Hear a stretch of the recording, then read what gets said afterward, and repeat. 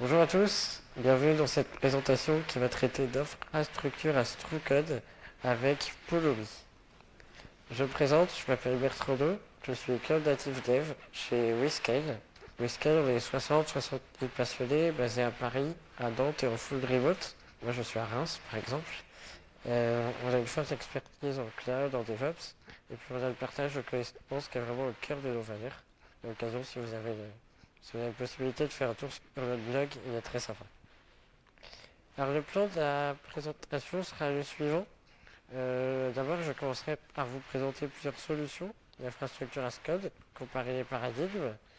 Ensuite, on rentrera dans le détail de Pulumi avec quelques exemples de code. Et puis, on finira par une démo.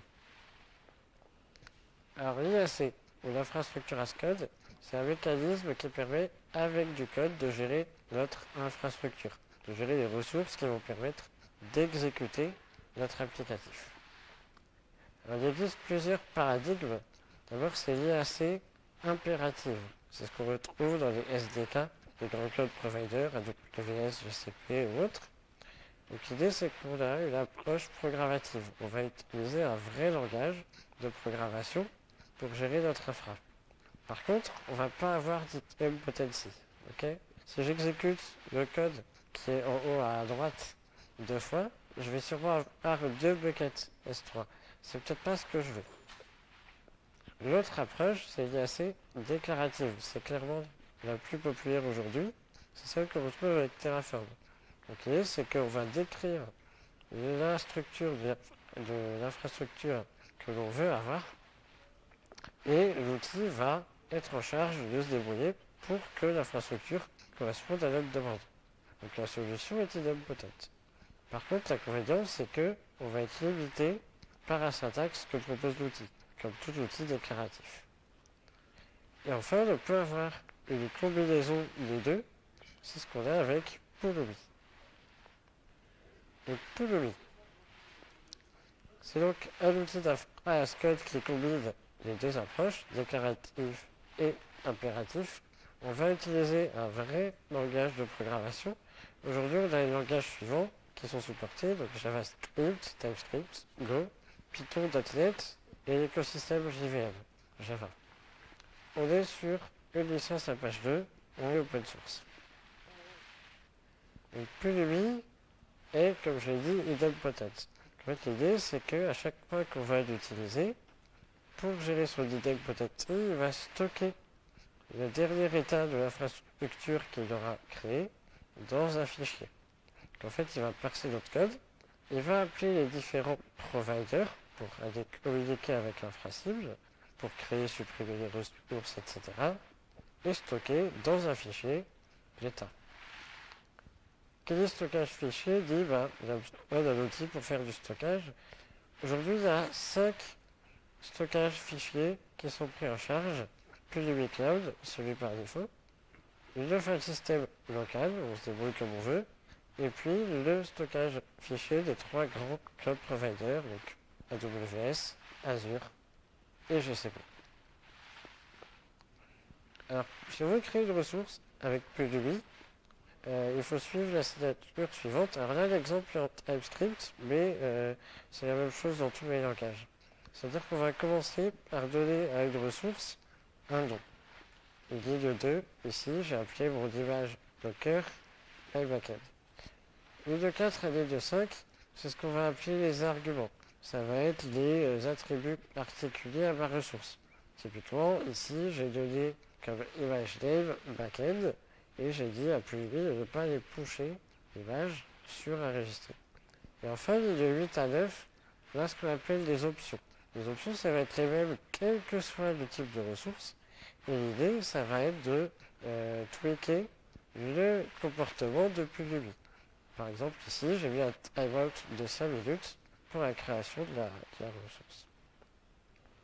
Alors, Pulumi a une question d'input et d'output pour gérer son graphe de dépendance et puis gérer ses variables au runtime. Ici, ligne 1, je dis à Pulumi de builder une image Docker.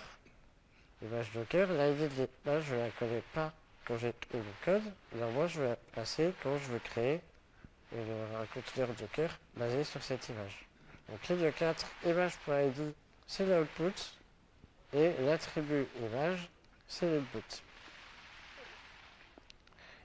On peut accéder à n'importe quelle valeur d'output au runtime. En fait, tous les outputs ont une méthode apply, ici que j'appelle l'IDE5, pour donner le nom de conteneur. En plus, j'ai une notion aussi de stack. Et le stack, en fait, c'est une instantiation d'infrastructure. Typiquement, on va avoir une stack par environnement. Une stack de dev, une stack de prod, etc. C'est ce que je vais illustrer ici. C'est ici qu'on va configurer aussi notre provider. Par exemple, notre authentification sur le cloud. Donc ici, j'ai un profil par stack. Puis lui nous permet aussi d'ajouter des variables supplémentaires dans la config. En haut à gauche, ici j'ai un exemple de CLI qui permet de générer une variable username avec comme valeur Toto. Ça va générer dans le fichier de config de la stack l'exemple en haut à droite, et en bas j'ai bien un exemple pour consommer la variable dans notre code source. On peut aussi gérer les variables de type secret avec l'argument "-secret" dans la CLI. Donc on voit en haut à droite que notre variable elle est encryptée. Pareil, on peut la consommer au runtime. Et plus de lui s'intègre nativement avec les secret managers des 3 grands cloud providers et aussi HashiCorp Vault. Je vous propose de passer à une petite démo. Donc le cas d'exemple sera le suivant. On a un backend qui va afficher un simple compteur qui va être stocké dans une base de données Postgre, vraiment très simple. On va vouloir utiliser du Kubernetes pour exécuter cette application. Donc, je vais commencer par créer une fonction qui va servir à gérer notre base de données, BDD. Ça va retourner un output de string qui va correspondre au nom d'hôte de la base de données, qui va pouvoir changer d'une infrastructure à l'autre. Ok, donc ensuite, hop, je génère un peu de code. Alors, j'ai géré beaucoup de code d'un coup. En gros, ce que je fais, c'est que j'installe le chart Helm Postgre. Alors, pas de panique si vous ne connaissez pas Helm. En fait, c'est juste un package manager d'application pour Kubernetes. Pour gérer les credentials, j'ai mis ça dans des variables, des user, des passwords et des name. Il va donc falloir créer les fameuses variables.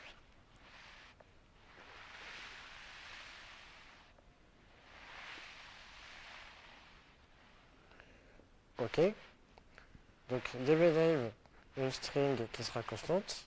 dbUser, on va la consommer depuis notre fichier de config.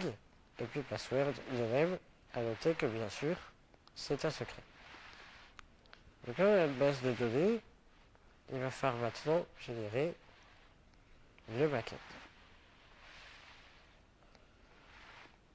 Pardon, mauvais raccourci.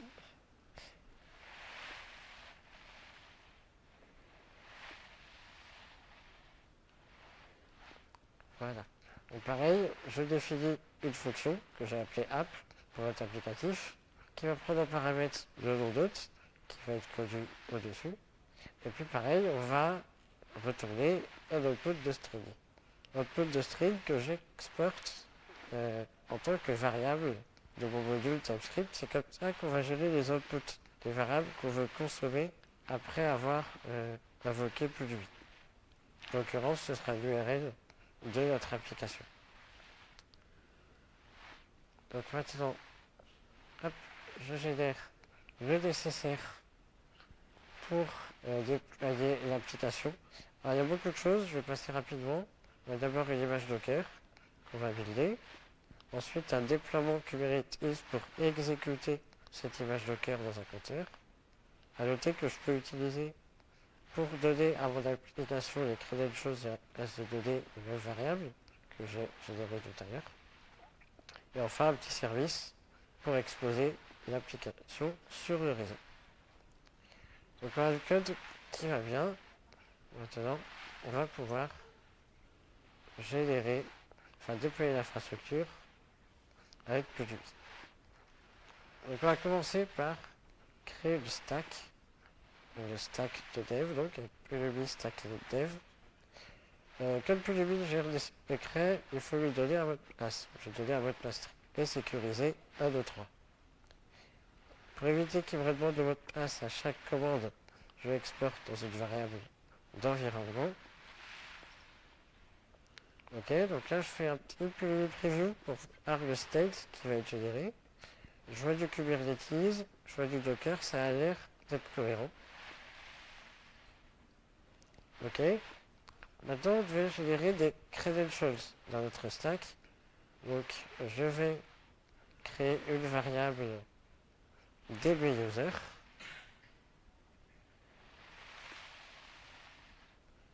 Voilà, dbuser demo. Et puis dbpassword qui sera un secret. Et pour déployer l'infra, j'appelle PureDB up. Pareil, il va recalculer le state. Ça devrait être le même. Ça a l'air d'être le même, c'est plutôt cohérent. Donc, il dit OK. La stack va se déployer. Là, ça va prendre un peu de temps. Attends, je vous propose de regarder le fichier de config de la stack de dev. Vous voyez qu'on a bien ici un dbuser en clair et puis un dbpassword qui est encrypté.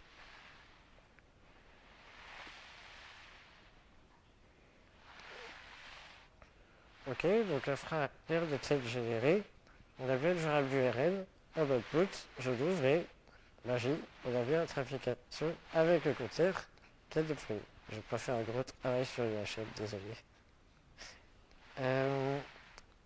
Maintenant, je vous propose d'avancer un peu dans le temps.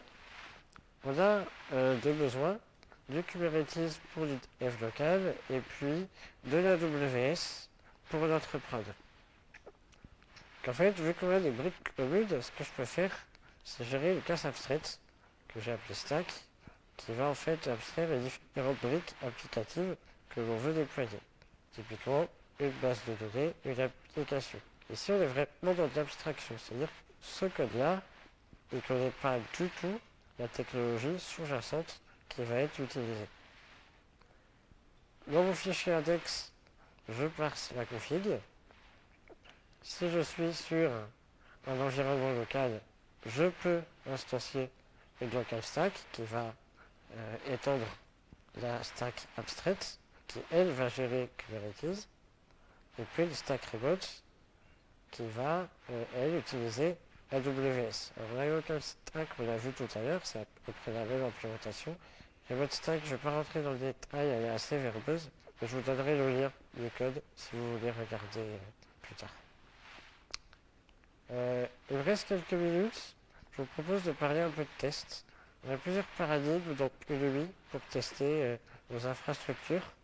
Ici, j'ai un petit exemple de test qui est un test d'intégration. C'est-à-dire qu'on va déployer une infra complète, éphémère, et on va pouvoir utiliser un peu de code pour vérifier que notre application se comporte correctement. Donc ici, par exemple, ligne 22 à 24, je configure ma stack, comme j'avais fait tout à l'heure dans le vrai code source. Et puis, ligne 30 à ligne 48, il y a pas mal de boilerplates. En fait, c'est là que je peux faire vraiment une évaluation sur mon application. Ici, je fais un appel à l'URL que je récupère au runtime.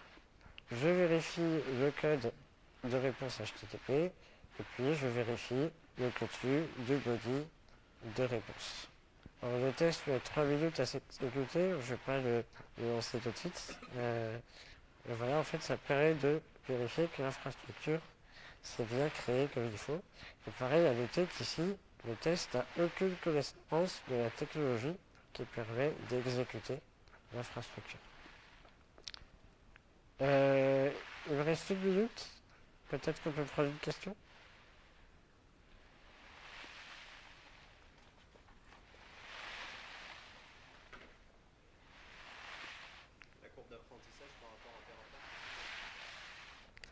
Alors, quelle est la courbe d'apprentissage par rapport à Terraform? En fait, elle est un peu similaire. Je dirais même plus rapide.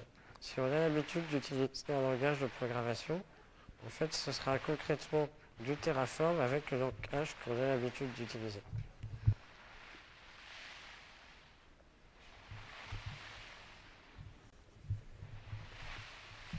Ouais.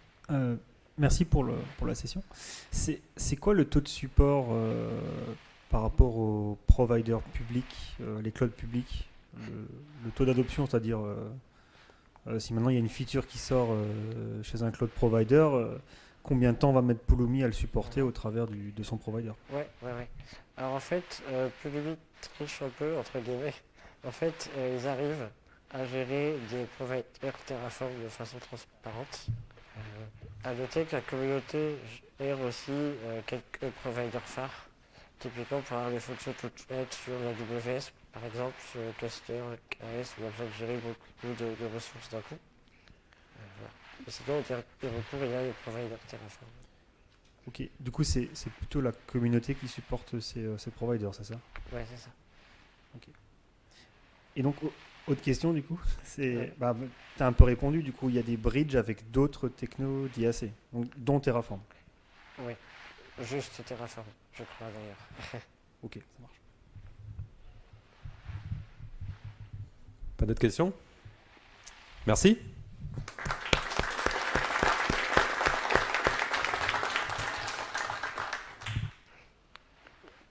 Et les liens vers la démo, j'ai oublié.